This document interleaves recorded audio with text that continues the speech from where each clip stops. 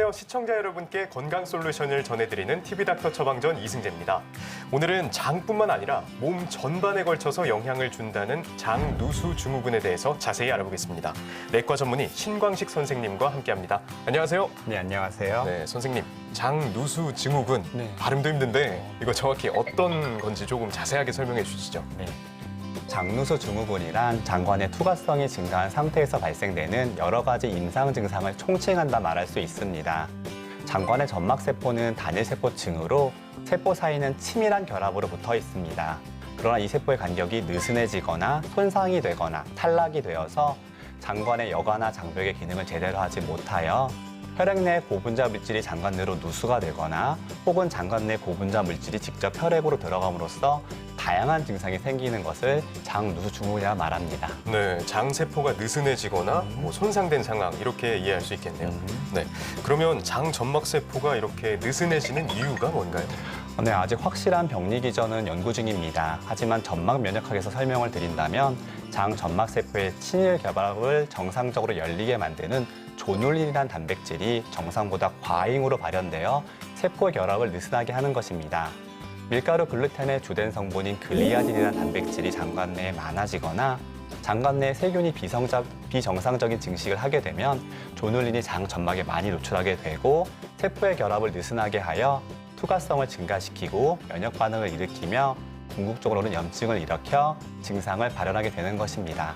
또 다른 원인으로는 소염제나 항생제, 스테로이드제의 남용을 들 수 있고 다발성 외상이나 급만성 정신적 스트레스에 노출되었을 때도 장관 내 정상 세균총의 조성에 변화가 일어나 증상을 야기할 수 있습니다. 네, 이렇게 자세하게 설명을 해주셔서 원인을 알게 됐는데 좀 어렵네요. 네, 어렵기도 하고 원인이 정말로 다양하네요. 네, 맞습니다. 네, 그럼 이렇게 장누수 증후군이 생기면 어떤 증상들이 나타나나요? 사실 장누수 증후군에 연관된 증상들은 비특이적이고 다양한 증상을 호소할 수 있어 세심한 병력 청취가 필요합니다. 흔하게 호소하는 증상 중 10가지를 먼저 말씀드리면 만성적인 설사, 변비, 복부 팽만 등의 소화기 증상, 비타민 등의 특정 영양소 결핍, 그리고 면역력 약화로 빈번한 염증이 발생하거나 두통이나 머리가 멍해지고 기억력이 감퇴하는 것, 심한 피로감을 느끼는 것, 또 피부 발진이나 여드름, 습진 등의 피부 병변이 잘 발생하고 탄수화물, 혈당에 대한 갈망이 심해지는 것, 관절염 또는 관절 통증이 생겨서 근육 통증이 많이 생기는 것, 그리고 우울증이나 불안장애, 주의력 결핍이 생깁니다. 마지막으로 류마티스 관절염, 루푸스, 셀리악병과 같은 자가면역 질환이 생길 수도 있습니다. 이러한 10가지 증상 중 2~3가지 증상이 있다면 장누수 증후군을 의심해 볼 수 있습니다. 장누수 증후군과 관련한 사연이 도착했습니다. 선생님께서 사연을 잘 들으시고요. 그에 맞는 처방 내려주시면 됩니다. 네, 알겠습니다. 네, 사연 들려드릴게요. 네. 안녕하세요. 30대 여성입니다. 저는 밀가루 킬러라고 불릴 정도로 밀가루 음식들도 참 좋아하고요. 맵고 짠 음식들도 정말 사랑합니다. 아우 짜고 맛있다. 하루 세끼 간식까지 빵, 떡, 면 이렇게 밀가루로 만든 음식들만 먹는다고 해도 언제나 오케이고요. 맵고 칼칼한 음식들 이렇게 생각만 해도 벌써 침이 꼴깍 이렇게 군침이 돕니다. 이런 저의 식습관 때문인지 항상 몸이 무겁고 속이 좀 더부룩할 때도 있고요. 배도 좀 자주 아프고 설사도 자주 합니다. 건강을 위해서는 좀 줄여야겠지만 그래도 이 맵고 맛있고 짜고 마시는 이걸 어떻게 제가 포기하나요? 아무튼 제 증상을 인터넷에 찾아보니까 과민성 대장 증후군인 것 같기도 하고요. 장누수 증후군인 것 같기도 한데 이 두 질환이 같은 건가요? 아니면 다르다면 어떤 차이가 있는 건가요? 라고 사연을 보내주셨습니다. 네, 장누수 증후군과 네네. 과민성 대장 증후군의 차이 이거 저도 정말 궁금하거든요. 네네. 좀 이런 차이점이 있다면 어떤 건가요? 사실 비슷한 면이 참 많습니다. 과민성 대장 증후군은 구조적으로 생화학적인 이상이나 과도한 염증 없이 반복적인 복통이나 복부팽만, 무름변이나 설사, 변비를 일으키는 증상으로 장누수 증후군과는 가공식품, 탄산음료의 과다 섭취, 변비, 항생제와 소염제 남용, 스트레스 등의 그 원인이 비슷하며 잘못된 식습관을 고쳐야 한다는 치료 개념에 있어서 유사점을 가집니다. 하지만 과민성 대장 증후군이 장 자체만의 증상을 초점을 맞추고 있는데 반해 장누수 증후군은 점막 면역의 이상 반응과 장내 미세균 균총의 이상에서 야기되는 전신 염증 질환으로 혹은 자가면역 반응으로 접근하기 때문에 고려한 질병의 범위가 다를 수밖에 없습니다. 따라서 장누수 증후군은 과민성 대장 증후군과 소화기 증상의 교집합을 갖고 있는 보다 광범위한 질병 개념이다라고 생각하시면 되겠습니다. 증상이 뭐 비슷할 수도 있지만 네네네. 장누수 증후군이 조금 더 광범위한 범위를 얘기한다라고 네, 맞습니다. 생각하면 되겠네요. 그러면 치료는 어떻게 이루어지나요? 네.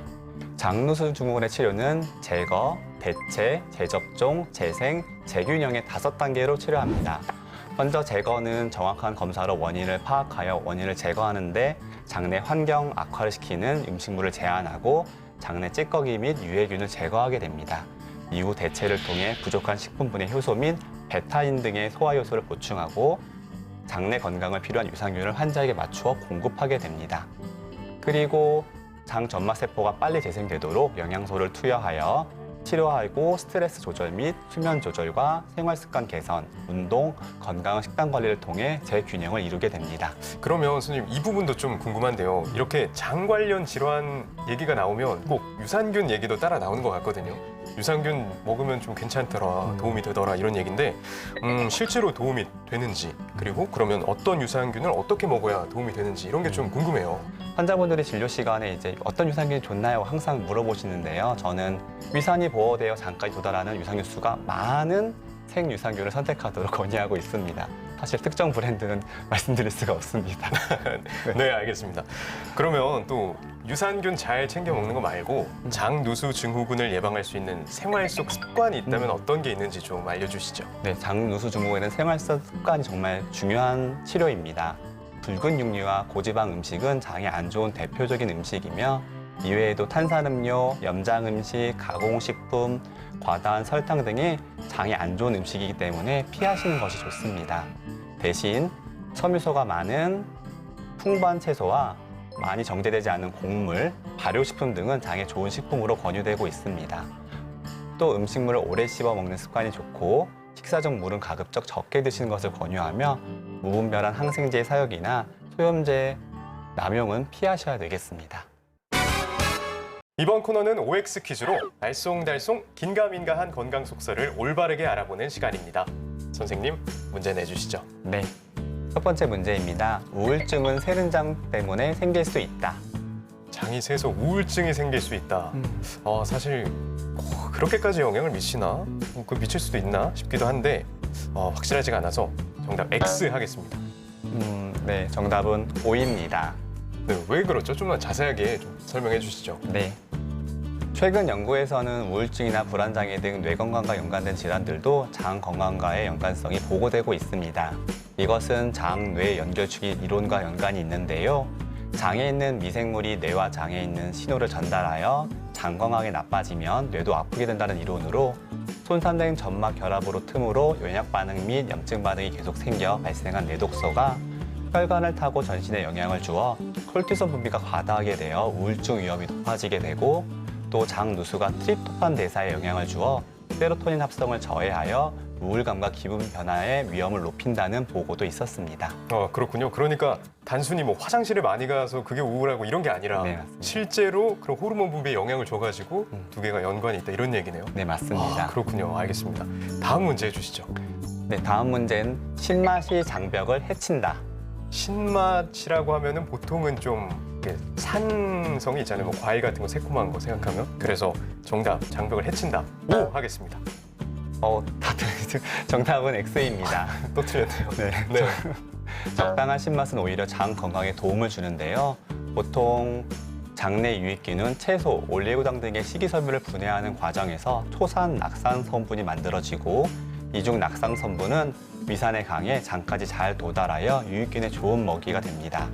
장내 세균 조성을 균형 있게 만들기도 하고 낙상내에 있는 제어성 T세포가 있어 면역 과민 반응을 억제하는 브레이크 역할을 하게 되어 장내 염증을 감소시키고 면역력을 증가시킵니다.